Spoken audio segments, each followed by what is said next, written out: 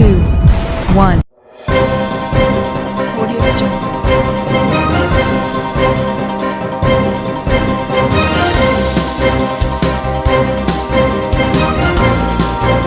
Audio Jungle. Audio Jungle.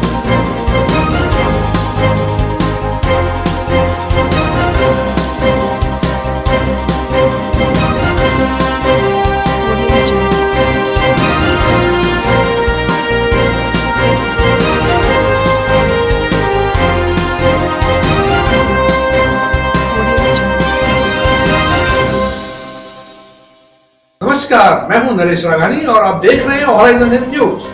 आज फिर corona से एक महिला सहित 3 की मौत। नहीं थम रहा है कोरोना का कहर। जवाहरलाल नेहरू अस्पताल में 45 और नए मरीज, जिनमें से 10 की हालत है गंभीर। अजमेर में कोरोना की रफ्तार नहीं थम रही है।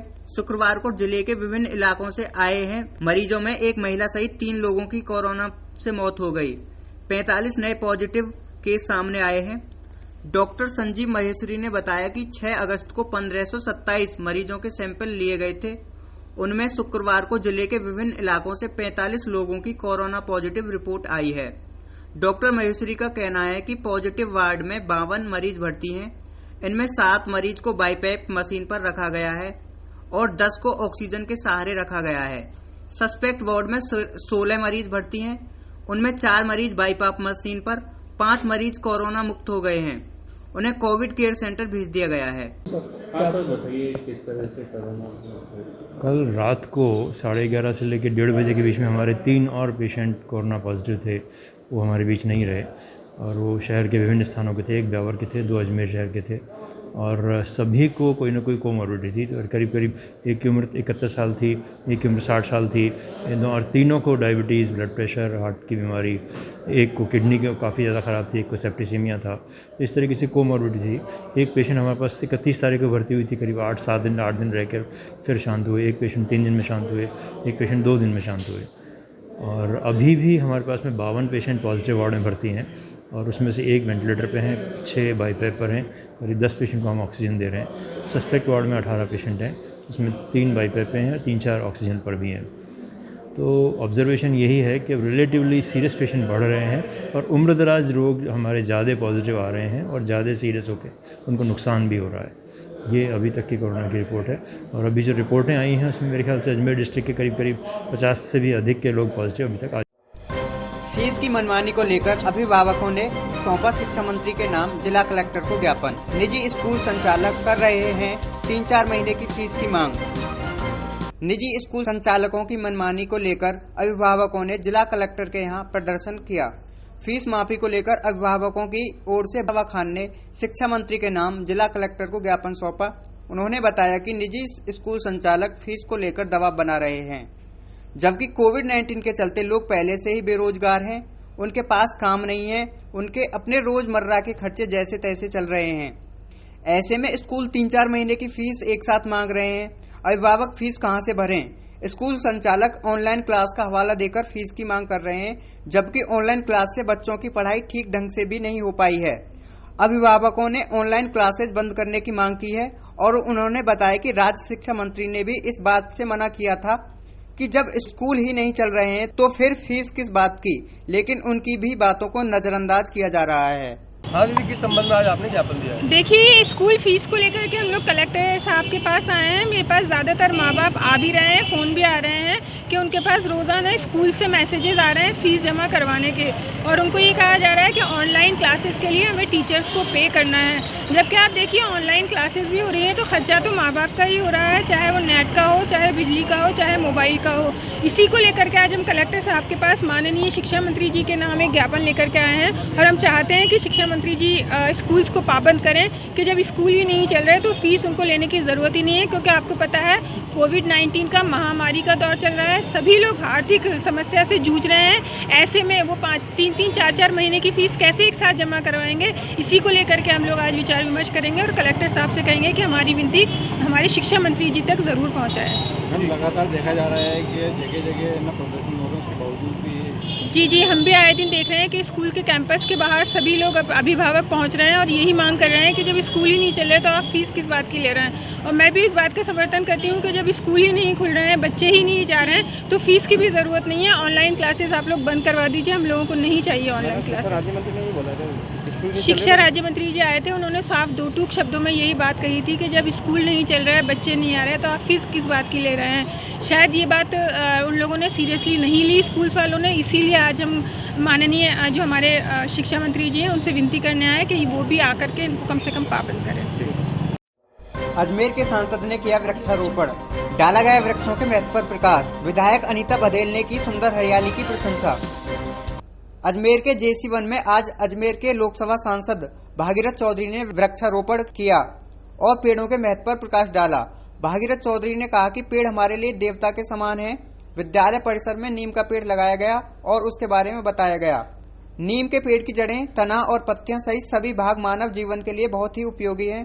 सांसद भगीरथ चौधरी ने विद्यालय की हरियाली की प्रशंसा करते हुए कहा कि पूरा विद्यालय परिसर बगीचा बना हुआ है और विद्यालय परिसर में लगाए गए पेड़ों में लगाने की विधि की भी सराहना की। उन्होंने कहा कि सभी पेड़ों का साइज, ऊंचाई और एक दूसरे से दूरी बराबर है। इस मौके पर अजमेर दक्षिण विधानसभा क्षेत्र की विधायक एवं पूर्व मंत्री राजस्थान सरकार अनीता बघेल ने भी विद्यालय परिसर में फैली हुई सुंदर हरियाली की प्रशंसा की तथा पेड़ों के महत्व पर प्रकाश डाला। विद्यालय के प्राचार्य डॉक्टर आर के मीणा ने बताया कि विद्यालय परिसर में लगभग 450 पेड़ इस महीने लगा चुके हैं। वृक्षारोपण का प्रोग्राम रखा है। इसमें हमारे बीच में हमारे अजमेर दक्षिण के विधायक पूर्व मंत्री अनीता जी बघेल, हमारे जिलाध्यक्ष प्रीसिल जाड़ा साहब, पूर्व जिलाध्यक्ष अरविंद जी याद साहब, हमारे प्रिंसिपल साहब आर के मीणा जी और पार्टी के सभी हमारे कार्यकर्ता बंधु सब आए हैं।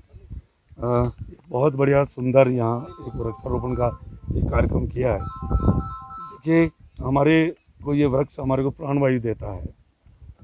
हमारे को जो मनुष्य ऑक्सीजन ग्रहण करता है, ये वृक्ष ही है जो ऑक्सीजन देते हैं, छोड़ते हैं और कार्बन डाइऑक्साइड ग्रहण करते हैं।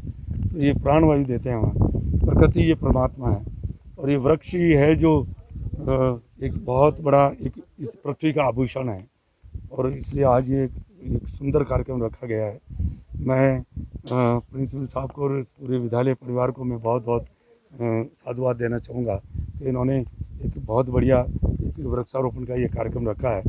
और ये जो विद्यालय है, ये परिसर है, ये इतना सुंदर है।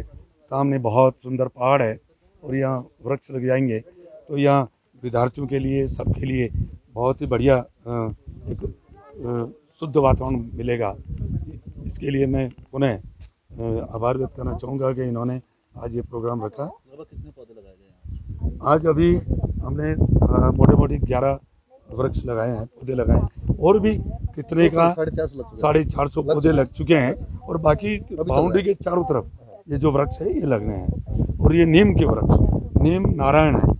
हम सब नीम का वृक्ष इतना है, नारायण की संज्ञा इसलिए दी है कि नीम के हर चाहे पत्ती से लेकर, उसकी जड़ से लेकर, उसकी छाल से लेकर, उसकी छाया से लेकर हमें एक अमृत का रूप देता है इंसान के लिए, मनुष्य मात्र के लिए।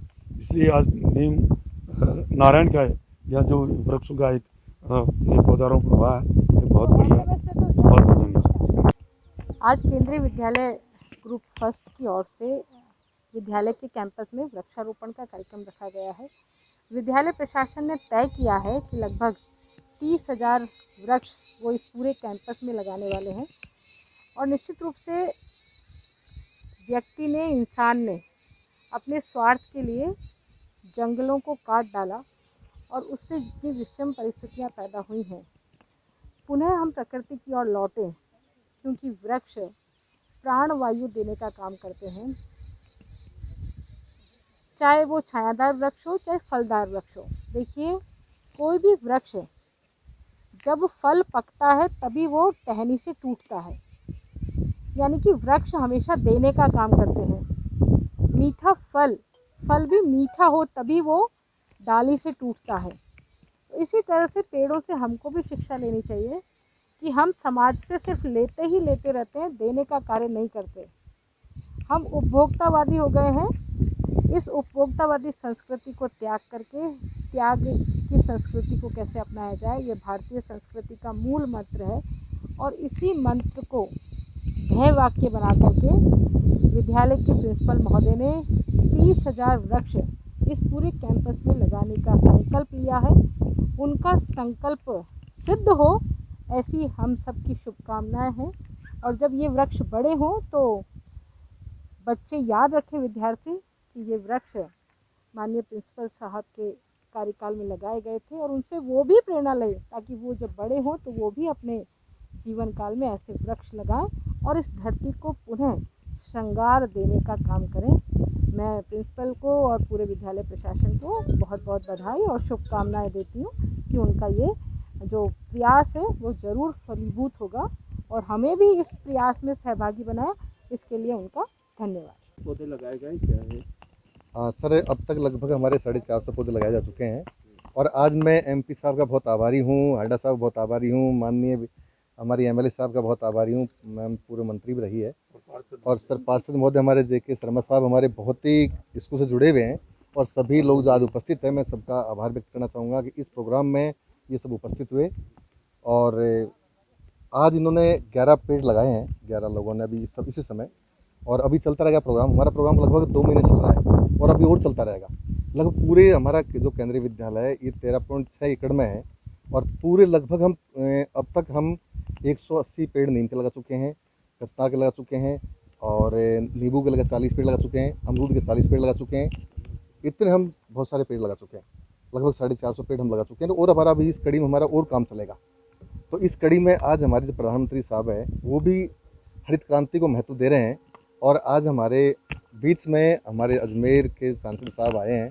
इनका मैं तहे दिल से स्वागत करता हूं और आभार व्यक्त करना चाहता हूं कि प्रधानमंत्री जी जो भावनाएं हैं उनके अनुसार इन्होंने बहुत समय निकाला और विद्यालय में आए और आज बड़े स्कूल की प्रशंसा की कि सर इतना बढ़िया हरित विद्यालय है, इतना बढ़िया कैंपस है। तो मैं एमपी साहब का आभार व्यक्त करना चाहूँगा और ये कहूँगा कि सर हम और इसको हम मेंटेन रखेंगे और अच्छा बनाएंगे विद्यालय। सरकारी अस्पतालों में नहीं मिला गंभीर रोगियों को भी रक्त। जीवन ज्योति रक्तदाता समूह के सदस्यों ने दिया जिला कलेक्टर को ज्ञापन। अजमेर के जवाहरलाल नेहरू व जनाना अस्पताल के ब्लड बैंक से गंभीर मरीजों को रक्त नहीं मिलने पर वहां पर फैली अव्यवस्थाओं को लेकर आज जीवन ज्योति रक्तदाता समूह के सदस्यों ने जिला कलेक्टर को ज्ञापन सौंपकर व्यवस्थाओं को सही करने की मांग की। रक्तदाताओं ने कहा कि ब्लड बैंक के लिए वे हमेशा रक्तदान करते हैं और शिविर लगाकर हर साल सैकड़ों यूनिट रक्त जमा करते हैं। बावजूद इसके जब उनको अस्पतालों में किसी मरीज के लिए ब्लड की जरूरत होती है तो वहां के कर्मचारी रक्तदाताओं को कहने पर भी रक्त उपलब्ध नहीं कराते हैं, जिससे उनके सम्मान पर ठेस पहुंचती है। रक्तदाताओं ने कलेक्टर से अस्पतालों की व्यवस्थाओं को ठीक करने की मांग की है। जीवन ज्योति रक्तदाता समूह के सचिव द्वारा यह आरोप लगाया गया है कि जितनी भी संस्थाएं हैं जो रिक्त शिविर में अपनी सेवाएं दे रही हैं उनके प्रति JLN और जनाना ब्लड बैंक असहयोगात्मक रवैया अपना रहा है, जिससे उनका मनोबल कमजोर होता है और उन्हें 9 अगस्त को जनाना ब्लड बैंक के दिन 80 यूनिट ब्लड होने पर भी एक पेशेंट को ब्लड उपलब्ध नहीं कराने पर ब्लड बैंक से जवाब मांगा है। सर, हम जीवन ज्योति रक्तदाता समूह से हैं। अजमेर की ब्लड बैंक, दोनों ब्लड बैंक को जनाना और जेलन की समस्याओं से हम त्रस्त हैं। हमने बार बार पहले भी HOD मैम से और मीना मैम से जो हमारे अधीक्षक हैं उनको भी हमने ज्ञापित किया है, लेकिन हमारी कोई समस्याओं की समाधान नहीं हुआ। 2018 में हमने पहले एक बार 181 पे शिकायत करी थी, तब उससे कुछ फर्क पड़ा था, बाकी अभी कुछ भी नहीं है। हमारी संस्था पिछले 5 वर्षों में 48 रक्तदान शिविर आयोजित करा के लगभग 4000 यूनिट मानव सेवा को समर्पित कर चुकी है और इस लॉकडाउन के भी गंभीर संकट रक्त काल में हमारी संस्था ने 9 रक्तदान शिविर लगा करके और 530 यूनिट इस ब्लड बैंकों को समर्पित किया मानव सेवा के पुण्य कार्य में और लगभग 75 यूनिट का लाइव डोनेशन अजमेर के दोनों ब्लड बैंक जनाना में और जेलन में रात को 12 बजे हो चाहे दिन में हमारी संस्था के जुड़े हुए रक्तवीर रक्तदान करने जाते हैं। हमें सबसे बड़ी समस्या ये आती है सर, जब ब्लड डोनेशन अपने घर बार को छोड़ करके रक्तदान करने जाता है तब उसे वापस कहा जाता है, पुनः बोला जाता है सुबह आना, सुबह जाए तो शाम को आना और उसे बार बार रक्तदाता को भी मतलब एक तरह से सम्मानित किया जाता है। हम ये चाहते हैं, हमारी ये मांग है कि रक्तदाता का सम्मान हो और हमारा जो मिशन है रक्त हर पंचायत बने रक्त पंचायत के मुहिम के तहत हम ग्रामीण क्षेत्रों में रक्तदान शिविर आयोजित करवाते हैं। तो हम लगभग यहाँ से 100 किलोमीटर की दूरी में रहते हैं। हमारे क्षेत्र के कोई भी नीडी पर्सन जब यहाँ जेलन जनाना में भर्ती होता है तो उसको रक्त उपलब्ध होने में बहुत परेशानियों का सामना करना पड़ता है। हम यहाँ व्हाट्सअप करते हैं लेटर, उसके बाद भी हमें बार बार कॉल करना पड़ता है, तब जाकर के उसको कभी कभार यूनिट उपलब्ध होती है, वरना हमें बहुत बार परेशानियों का सामना करना पड़ता है। हम इस परेशानियों को लेकर आज कलेक्टर महोदय साहब से और अधीक्षक महोदय से इन सब से हम अपनी जो हमारी ये प्रतिलिपि है ज्ञापित की दी है। हम इनसे हृदय से आभार के लिए इनको कहेंगे कि हम इस मुहिम को जुड़ें और इस कार्य को देखें। इस अजमेर ब्लड बैंक से कोई नहीं जुड़ना चाहता सर। ऐसी हमारी संस्थाएं 5-7 संस्थाएं हमारे साथ जुड़ी हुई है। भारत विकास परिषद विजयनगर, भारत विकास परिषद गुलाबपुरा का भी लेटर हमारे साथ है, प्राज्ञ जैन युवा मंडल का लेटर है, सहयोग सेवा संस्थान भिलवाड़ा जो हमारी संस्था है उसका भी इसमें लेटर हमने संलग्न किया है, और माँ दुर्गा नवयोग मंडल से जुड़े हुए हमारी जो संस्था है उसने भी संलग्न किया है। इस प्रकार से हमारी जितनी भी संस्थाएँ हैं जो रक्तदान क्षेत्र में सेवाएँ दे रही है, परंतु इस जेलन और जनाना से इनके असहयोगात्मक रवैये के कारण हम रक्तदानी संस्थाओं का मोरल डाउन होता है। हम रक्तदान के क्षेत्र में अपनी जो गति है वो कमज़ोर होती जा रही है। हम बहुत परेशान हैं। हमारा विशेष निवेदन है इस मुहिम को आप इससे जुड़कर हमारी प्रतिलिपि को एक बार पढ़ें। 9 अगस्त के दिन यहाँ आप अयोध्या फैसले का दिन 48 यूनिट ब्लड इसमें जनाना ब्लड बैंक के दिन 9 सितंबर के दिन अयोध्या फैसले का दिन था, नेट बंद था, और यहाँ पर संगीता कंवर पेशेंट एडमिट होने पर ब्लड बैंक में 80 यूनिट पड़े होने पर भी यहाँ से ब्लड नहीं दिया गया। हम लगभग 100 किलोमीटर दूर यहाँ से आकर के हमारे अभिषेक जी और कालू राम जी ने डोनेशन करके तब उस मरीज़ की जान बची। तो ब्लड बैंक में 80 यूनिट होने पर भी ब्लड नहीं दिया गया। इसका क्या कारण है, मैं ब्लड बैंक से जवाब मांगना चाहूँगा। उनसे निवेदन है। मेरा नाम मुकेश पुरी खारेगा लांबा, जीवन ज्योति रक्तदाता समूह सचिव। पेट्रोल और डीजल के दामों को लेकर विरोध प्रदर्शन। पेट्रोल और डीजल के दामों को कम करने की है मांग। अजमेर में राजस्थान क्षेत्र संगठन द्वारा केंद्र और राज्य सरकार से पेट्रोल और डीजल की दरें कम करने की मांग करने के लिए ज्ञापन दिया है। अखिल ग्रामीण भारतीय पंचायत और राजस्थान क्षेत्र संगठन मंत्री राधे श्याम अग्रवाल ने बताया कि अन्य राज्यों की तुलना में राजस्थान में पेट्रोल और डीजल पर वेट की दरें ज्यादा हैं, जिससे अन्य उपभोग सामग्री जैसे यातायात के साधन महंगे होते जा रहे हैं। दिल्ली में भी सरकार ने पेट्रोल और डीजल की दरें 7 से 8 रुपए प्रति लीटर कम की हैं। उन्होंने निवेदन किया है कि राजस्थान में भी पेट्रोल और डीजल की दरें कम की जाएं, जिससे जनता को राहत मिले। इस पर जिला कलेक्टर की अनुपस्थिति में एडीएम ऑफिसर्स ने आश्वस्त किया है कि उनके ज्ञापन पर सहानुभूतिपूर्वक विचार करके आगे राज्य सरकार को भेजेंगे। केंद्र सरकार और राज्य सरकार को हमने भेजकर ये मांग की है कि अन्य राज्यों की तुलना में राजस्थान में पेट्रोल और डीजल की दरें राज्य सरकार द्वारा लगाए गए वेट टैक्स के कारण से ज़्यादा हैं। इसलिए जिस प्रकार से दिल्ली ने अभी 7-8 रुपये पर लीटर एक कम किए हैं, हम राज्य सरकार से मांग करते हैं कि वेट की दरें कम करके राज्य में पेट्रोल डीजल की दरें कम करें और इससे जनता को राहत मिलेगी। पेट्रोल डीजल की दरों के कारण से ही अन्य जो सामग्री हैं, उपभोग की सामग्री, उन सब की दरें भी ज़्यादा हो जाती है, यातायात के साधनों के भी महंगे हो जाते हैं। इसलिए हम सरकार से मांग करते हैं कि पेट्रोल डीजल की दरें कम करें और जनता को राहत प्रदान करें। हम लोगों ने जिला कलेक्टर महोदय को मिलने के लिए आए थे, उनके उपलब्ध न होने के कारण से एडीएम साहब को ज्ञापन दे के आए हैं और एडीएम साहब ने कहा है कि वो इस पर सहानुभूतिपूर्वक विचार करके आगे से राज्य सरकार को भेजेंगे। आपका नाम? मेरा राधेश्याम अग्रवाल, राजस्थान क्षेत्र संगठन मंत्री, अखिल भारतीय ग्राहक पंचायत। दुष्कर्म के आरोपियों को हुई 20 साल की सजा, पीड़िता को मिला न्याय। न्यायालय पोस्को कोर्ट 2 ने सुनाई सजा। सामूहिक दुष्कर्म के मामले में विशेष न्यायालय पोस्को कोर्ट 2 ने सजा सुनाई है। सितंबर 2019 मसूदा थाने का मामला है। दुष्कर्मियों ने पीड़िता को अपहरण करके सामूहिक दुष्कर्म किया था। न्यायालय ने आज फैसला सुनाया है। दोषियों को 20 साल की कठोर कारावास की सजा सुनाई है। 5 फरवरी 2019 की घटना है, मसूदा थाने की।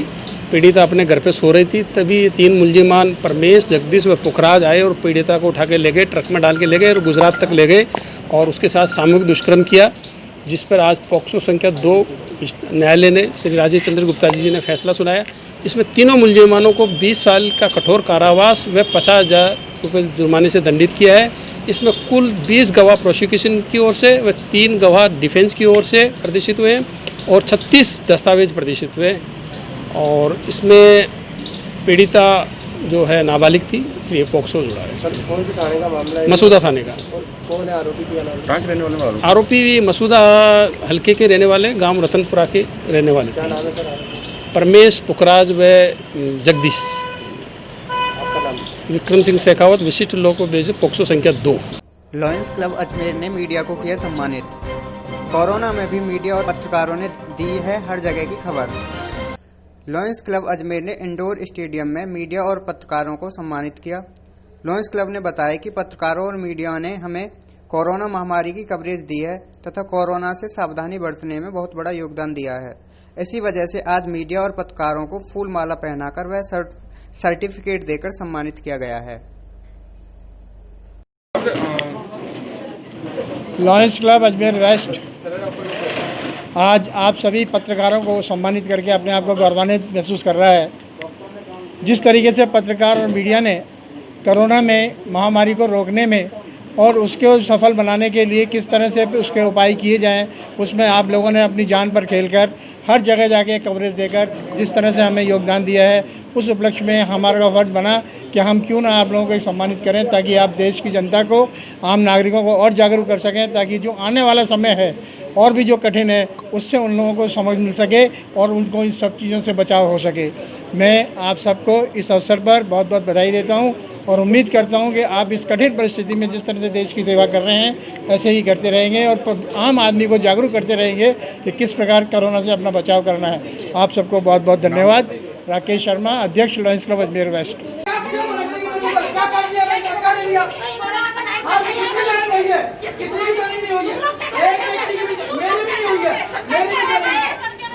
पागल हो गई है। मैं तमीज क्या तू औरत है, मेरे हाथ जोड़, मेरा दिमाग वैसे खराब हो रहा है। अरे क्या उंगली अपने बाहर रखने को कैसे पागल औरत है यार। वो सिस्टम का एक व्यक्ति की जरूरत नहीं है मैडम। अपनी गाड़ी चलता है, कौन किसी चलता है तेरे को अलग से तो ये क्या औरतें यार, एक बात बता, पूरा सिस्टम खड़ा करके रख। 2 दिन से ज्वाइनिंग को लेकर मेडिकल अभ्यर्थी काट रहे हैं चक्कर। जिला कलेक्टर के पास अपनी शिकायत लेकर पहुंचे अभ्यर्थी। नर्स ग्रेड 2 की ज्वाइनिंग का है मामला।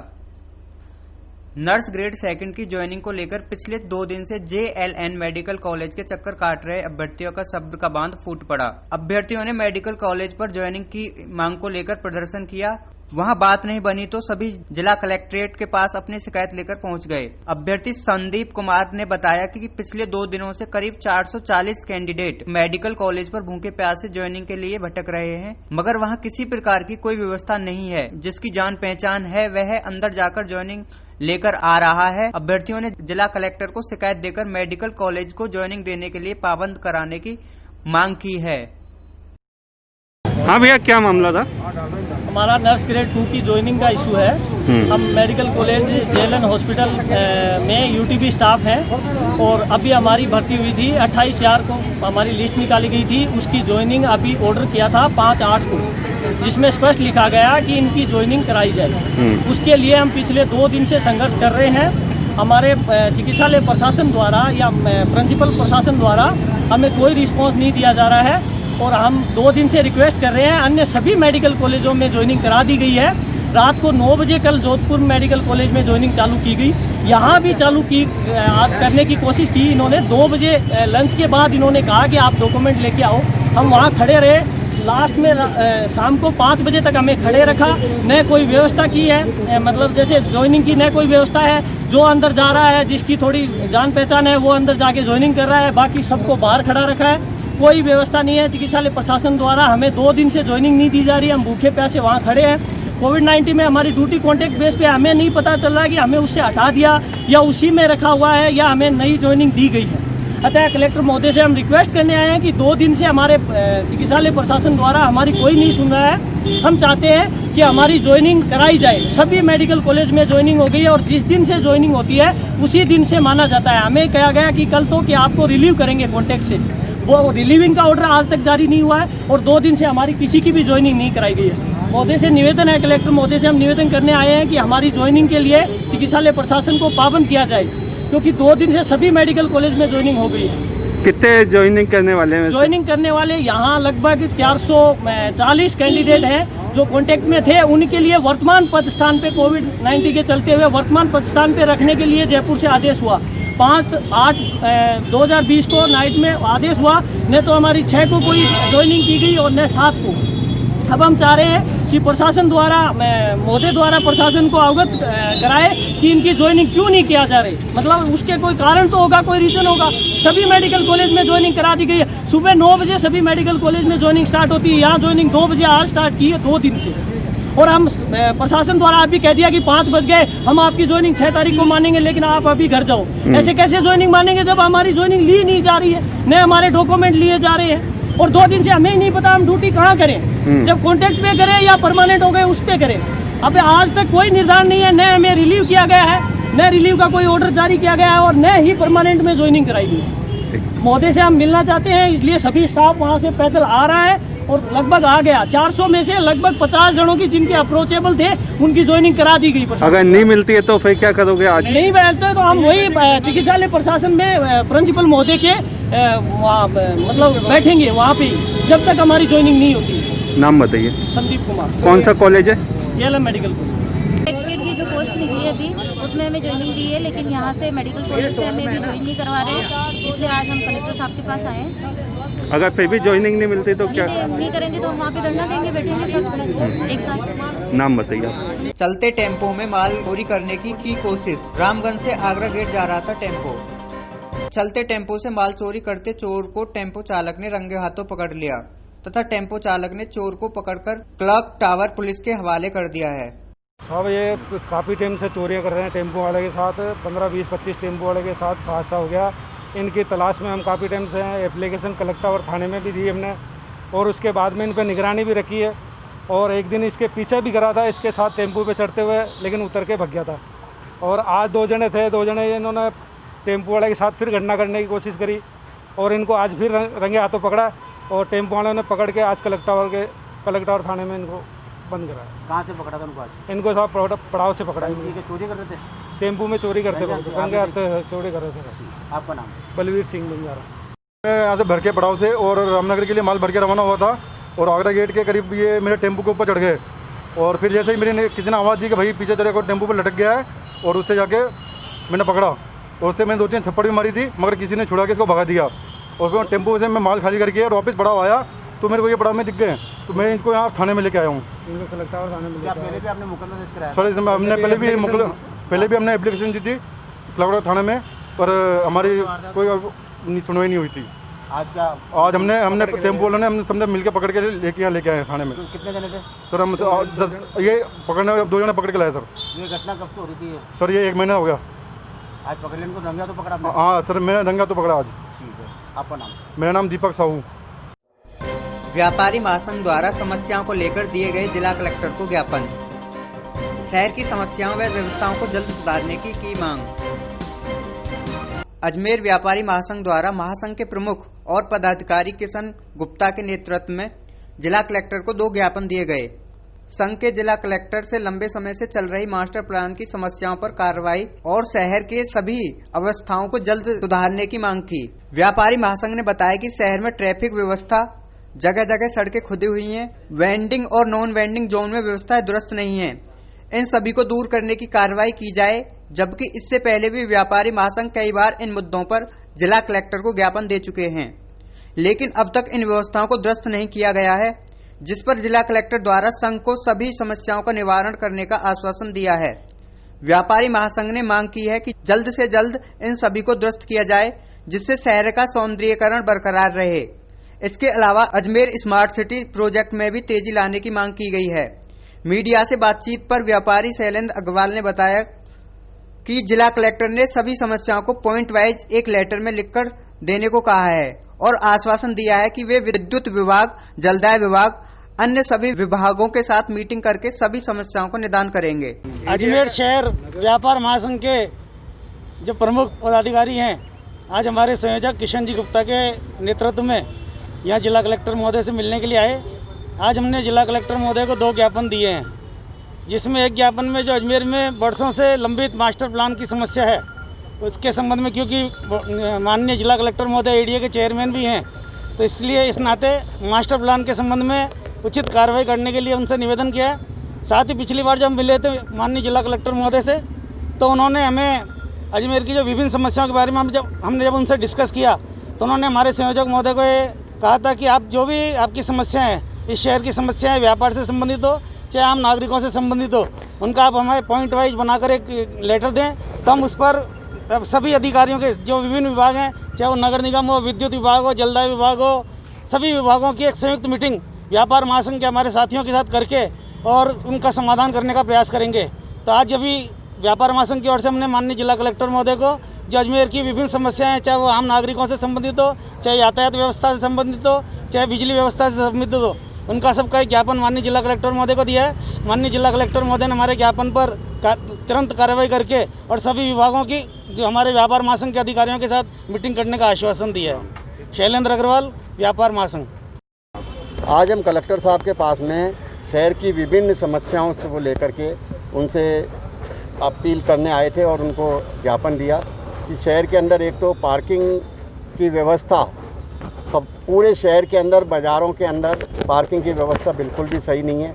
उसको कुछ हमने पॉइंट्स भी दिए हैं उनको जो काफ़ी समय से लंबित चल रहे हैं, और उन लोगों को ध्यान दिलाने के लिए हमने पार्किंग की व्यवस्था, एक वेंडिंग नॉन वेंडिंग जोन की व्यवस्था उसको सुचारू रूप से करने की है। और हमने आपको ज्ञापन के अंदर सब पॉइंट वाइज दिए हुए हैं और कलेक्टर साहब ने हमारे को आश्वासन दिया है कि हमें विभिन्न जितने भी यहाँ पर महकमे हैं सरकारी प्रशासनिक, उन सबको बुला करके, व्यापारियों को बुला के फिर समक्ष एक मीटिंग करेंगे। उसके अंदर व्यापारियों की हर समस्या का निदान तुरंत किया जाएगा। कार्यशाला लगाई जाएगी। और किशन गुप्ता, व्यापारिक महासंघ अजमेर। अजमेर में संपन्न हुई राजस्थान लोक सेवा आयोग की परीक्षा समाप्त होने के बाद परीक्षार्थियों के चेहरे पर दिखी खुशी। अजमेर में आज संपन्न हुई राजस्थान लोक सेवा आयोग की परीक्षार्थियों के चेहरे पर खुशी देखने को मिली। परीक्षार्थियों से बातचीत के दौरान उन्होंने बताया कि पेपर सरल था, वर्ल्ड हिस्ट्री के क्वेश्चन कम थे और मॉडर्न हिस्ट्री के क्वेश्चन ज्यादा थे। मिला जुलाकर पेपर सरल था। पेपर मिला जुला रहा। इतिहास में इस बार वर्ल्ड हिस्ट्री के क्वेश्चन कम आए हैं, बाकी इंडियन हिस्ट्री का जोर ज़्यादा था। और बाकी साइकोलॉजी के हैं जो औसतन क्वेश्चन थे, लगभग यही 110 के आसपास एवरेज रहेगा। सीटें कम होने की वजह से बच्चे ज़्यादा क्वेश्चन अटेंड किए हैं, बाकी मिला जुला प्रकार था। आपका नाम? मेरा नाम दिलीप सिंह है। दिलीप सिंह नागौर से। नागौर मेड़ता। कैसा रहा एग्जाम? अच्छा था एग्जाम का। कौन सा एग्जाम था? हिस्ट्री का था, फर्स्ट ग्रेड का, संस्कृत का था। कितने क्वेश्चन आए? 150 क्वेश्चन आए थे। अच्छा था, लेवल अच्छा। मैं अजमेर से हूँ। भावना। विस्तार से पढ़ने के लिए लॉग इन करें horizon.com, सच के साथ। Audio Jungle.